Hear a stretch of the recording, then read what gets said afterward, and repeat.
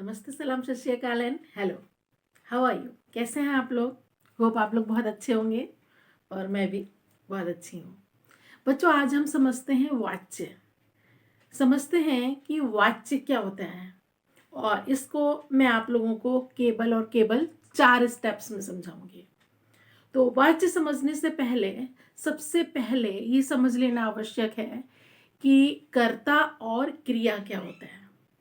कर्ता होता है, जैसे आप लोगों ने पिछले क्लासेस में पढ़ा होगा, कर्ता होता है कार्य को करने वाला, और क्रिया किसी वाक्य में क्या काम हो रहा है वो होती है क्रिया। कार्य को कहते हैं क्रिया। जैसे सीता पढ़ती है तो काम क्या हो रहा है? पढ़ने का। तो काम ये हो रहा है पढ़ने का और क्रिया हो गई पढ़ती है। राम जाता है, यहाँ जाने का कार्य हो रहा है, इट मीन्स यहाँ पर क्रिया है जाता है। एक और पहचान है क्रिया की कि ये हमेशा वाक्य के अंत में आता है। जैसे पढ़ती है, पढ़ता है, जाता है। और क्रिया के 2 भेद होते हैं, एक होती है सकर्मक क्रिया और दूसरी होती है अकर्मक क्रिया। तो हम ये कैसे पता लगाएंगे कि सकर्मक क्रिया कहाँ पर है और अकर्मक क्रिया कहाँ पर है? तो सबसे पहले आप लोग ये समझ लीजिए कि सकर्मक और अकर्मक क्रिया की पहचान कैसे करेंगे। इसके लिए हम ये मालूम करेंगे कि जो सकर्मक क्रिया होती है वो कर्म के साथ होती है और जो अकर्मक क्रिया है वो कर्म के बिना होती है। लेकिन हम ये कैसे पता लगाएंगे कि कहाँ सकर्मक क्रिया है और कहाँ अकर्मक क्रिया है? तो इसको भी आइए हम उदाहरणों के माध्यम से समझते हैं। कि उदाहरण है, सीता पत्र लिखती है। तो लिखती क्रिया के साथ में हम प्रश्न करेंगे क्या किसको। जो क्रिया है उसके साथ प्रश्न क्या करेंगे? क्या और किसको। यदि हमें इसका उत्तर मिल जाता है इट मीन्स वहां पर है सकर्मक क्रिया। और क्रिया के साथ में यदि हम प्रश्न करते हैं क्या किसको और उसका उत्तर हमें नहीं मिलता है तो वहां पर होती है अकर्मक क्रिया। जैसे कि पक्षी उड़ते हैं और उड़ते हैं के साथ अपने प्रश्न किया क्या उड़ते हैं, किसको उड़ते हैं, हमें उसका उत्तर नहीं मिल रहा। तो ये क्लियर है कि यहाँ पर है अकर्मक क्रिया। आइए अब समझते हैं कि कर्ता क्या होता है। इसको पहचानने के लिए सबसे पहले हमें क्रिया छांटनी होगी और उसमें देखना होगा कि उस क्रिया को करने वाला कौन है। जो क्रिया को करने वाला है वही होता है कर्ता। जैसे श्याम खेल रहा है तो यहाँ पर जो खेलने का कार्य है वो कौन कर रहा है? श्याम। इसका मतलब यहाँ पर कर्ता है श्याम।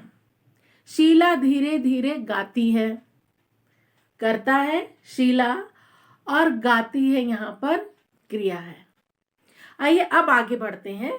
मुख्य पॉइंट अपना वाच्य।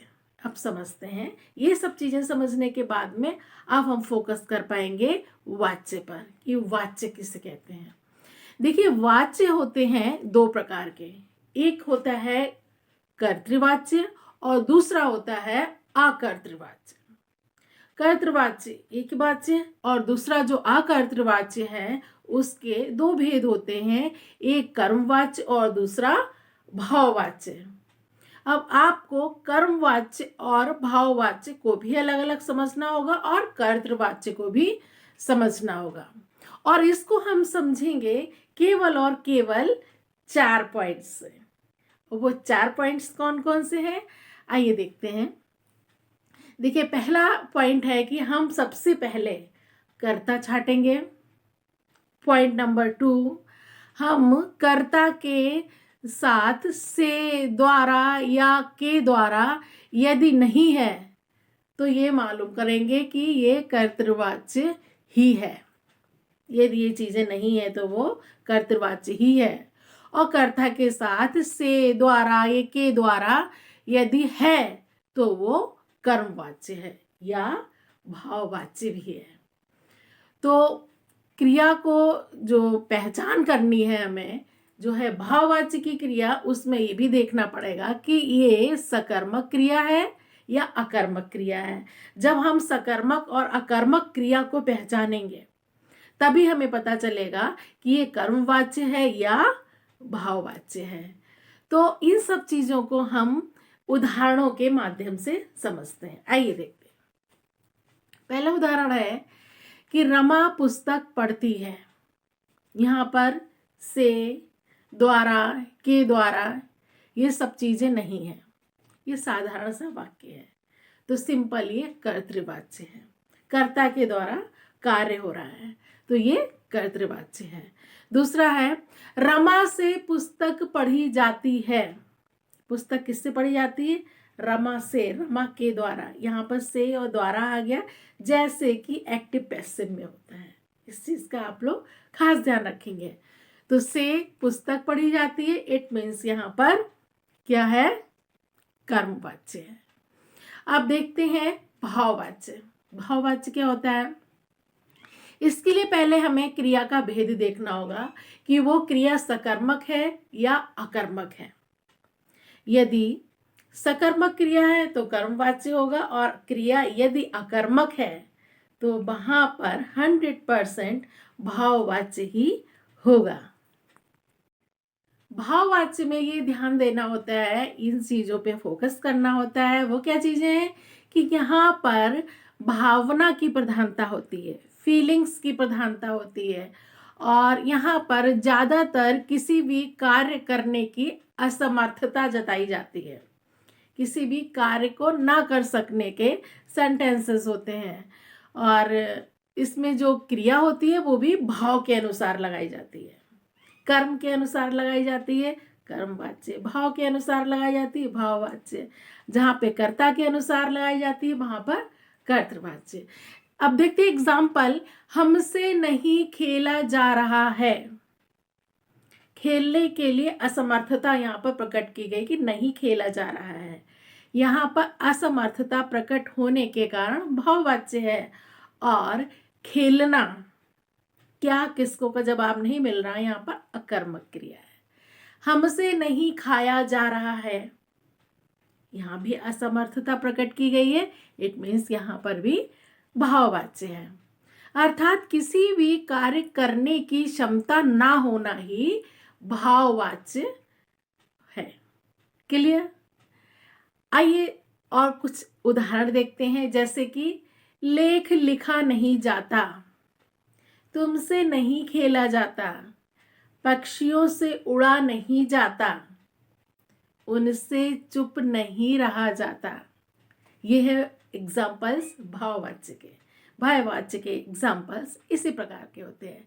आइए कुछ अब प्रैक्टिस करते हैं सारे वाच्य एक साथ में, और हम लोग पहचानने की कोशिश करते हैं कि यहाँ पर कौन सा वाच्य है। तो पहला वाक्य है मुझसे चला नहीं जाता। तो यहाँ पर चलने के लिए असमर्थता प्रकट की गई है, इट मीन्स यहाँ पर क्या है? भाववाच्य है। दूसरा वाक्य है पानी पिया गया। पिया गया, पीने का जो कर्म है उसके अनुसार क्रिया लगाई गई है, इट मीन्स यहाँ पर कर्मवाच्य है, किसी के द्वारा पिया गया है।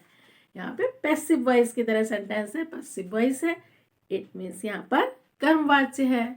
अगला वाक्य देखिए, रामू गाना गाता है। तो गाना गाने का कार्य किसने किया? कर्ता ने, और कर्ता है रामू, इट मीन्स ये हो गया कर्तृवाच्य। अगला हम आपको बताते हैं कि वाच्य कितने प्रकार के होते हैं। ये प्रश्न है, ऐसे भी प्रश्न आ सकते हैं, तो आपका आंसर होना चाहिए कि वाच्य 3 प्रकार के होते हैं। अगला एग्जाम्पल देखते हैं। तुम पाठ पढ़ते हो। पाठ पढ़ने का कार्य किसने किया? कर्ता, और कर्ता कौन है? तुम, इट मीन्स यहाँ पर है कर्तृवाच्य। पक्षियों से उड़ा नहीं जाता, भाववाच्य, उड़ने का भाव है। नाव चलाई गई, किसी के द्वारा चलाई गई, यहाँ पर है कर्मवाच्य। तुम खाना खाते हो। तुम खाना खाते हो, खाना खाने के कार्य तुमने किया, कर्ता ने किया, मीन्स यहाँ पर कर्तृवाच्य है। फूल तोड़े गए, किसी के द्वारा तो तोड़े ही गए होंगे, यहाँ पर है कर्मवाच्य, कर्म हुआ तोड़ने का। उससे भागा नहीं जाता, एक तो असमर्थता और भागने का भाव है, इसलिए यहाँ पर भाववाच्य। तो बच्चों ये था वाच्य। होप आप लोगों को बहुत अच्छे से समझ में आ गया होगा। आगे आप लोगों को किसी भी प्रकार की कोई कठिनाई नहीं आएगी और आप लोगों के लिए all the very best for your board exams.